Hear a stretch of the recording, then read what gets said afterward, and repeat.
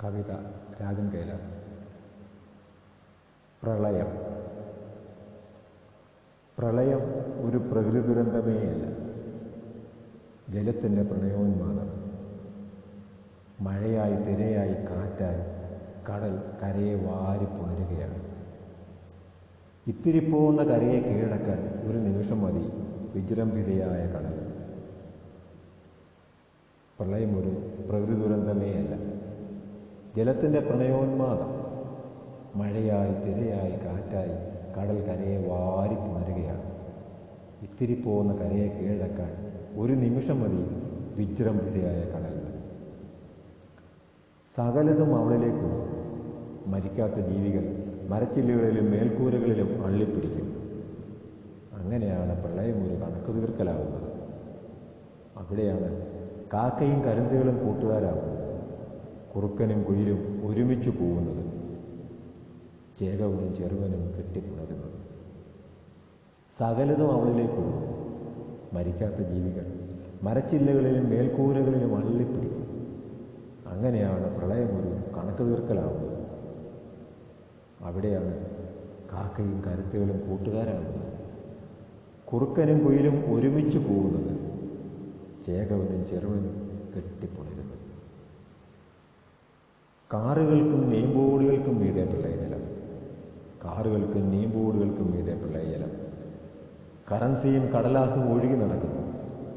10ാം നിലയിൽ കമ്പനി സിഇഒയും ഒരു പല്ലിയും മാത്രം. കാറുകൾക്കും നെയ്മ്പോടുകൾക്കും മീതെ പ്രളയജലം. കറൻസിയും കടലാസും ഒഴുകി നടക്കുന്നു. 10ാം നിലയിൽ കമ്പനി സിഇഒയും ഒരു പല്ലിയും മാത്രം. പള്ളിയിൽ സ്ത്രീകളുടെ നിലവിളി.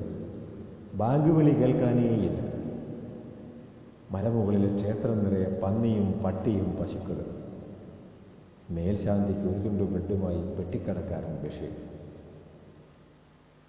പള്ളിയിൽ സ്ത്രീകളുടെ നിലവിളി, ബാങ്ക് വിളികൾ കേൾക്കാനേയില്ല. മലമുകളിലെ ക്ഷേത്രം നിറയെ പന്നിയും പട്ടിയും പശുക്കളും. മേൽശാന്തിക്ക് ഒരു തുണ്ട് ബ്രെഡുമായി പെട്ടിക്കടക്കാരൻ ബഷീർ. ദൈവം നന്നായൊന്ന് ചിരിച്ചിട്ടുണ്ടാവും. ദൈവം നന്നായൊന്ന് ചിരിച്ചിട്ടുണ്ടാവും. കടൽ പെട്ടെന്നൊന്നും ഒഴുകി മാറുന്ന മട്ടില്ല. ആരൊക്കെയുണ്ട് ആരൊക്കെയില്ല എന്ന് ആർക്കും അറിയില്ല. എങ്ങും മരണത്തിൻ്റെ നിശബ്ദത, വെള്ളത്തിൻ്റെ ഇരമ്പൽ. കടൽ പെട്ടെന്നൊന്നും ഒഴുകി മാറുന്ന മട്ടില്ല. ആരൊക്കെയുണ്ട് ആരൊക്കെയില്ല എന്ന് ആർക്കും അറിയില്ല. എങ്ങും മരണത്തിൻ്റെ നിശബ്ദത, വെള്ളത്തിൻ്റെ ഇരമ്പൽ. ജലം ഓരോന്നിനും കണക്ക് പറയുകയാണ്.